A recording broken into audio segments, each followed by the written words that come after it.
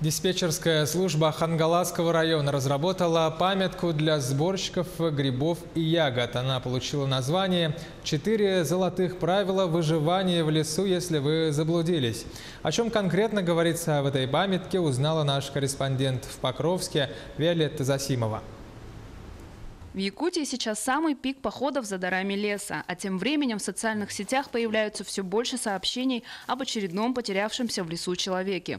Как правило, чаще всего теряются пожилые люди или горожане, выбравшиеся в сельскую местность. Согласно статистике, в одном только Хангаласском улусе за год в лесу теряются от 8 до 13 человек. Самая основная ошибка – уходили без снаряжения, без продуктов, без воды. Это все буквально. Уходили еще не зная куда, не говорили родным и близким, куда они уходят, в какой местности будут. Это самое основное. Если же была группа, то тогда в основном было так, что не откликались на тех, кто был рядом. Это тоже одна из таких вот характерных ошибок. Итак, 4 золотых правила выживания в лесу, если вы заблудились.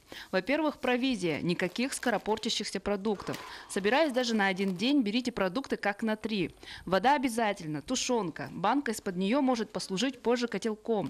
Плитка шоколада, доширак, крупы, сухари и так далее. Во-вторых, одежда. Даже если на улице жара, надевайте теплые вещи из натуральных материалов, никакого камуфляжа. В-третьих, в качестве дополнительного снаряжения лишними не будут фонарик, компас, телефон с GPS-навигатором и запасным аккумулятором. В-четвертых, ночлег. Обязательно берите спички в непромокаемом пакете для разведения костра. Старайтесь укрыться под тенистым деревом, нарвите веток для настила. Но самое главное, идя в лес, возьмите с собой покрывало спасателя. Это фольгированная пленка, почти невесомая и не занимает много места в рюкзаке.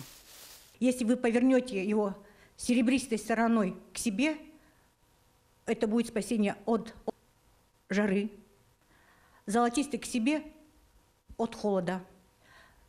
Оно на все случаи жизни, оно очень прочное, и сверху при помощи квадрокоптера мы сможем вас обнаружить. Весит оно буквально где-то грамм 190, не больше, и оно вас не обременит, скажем так.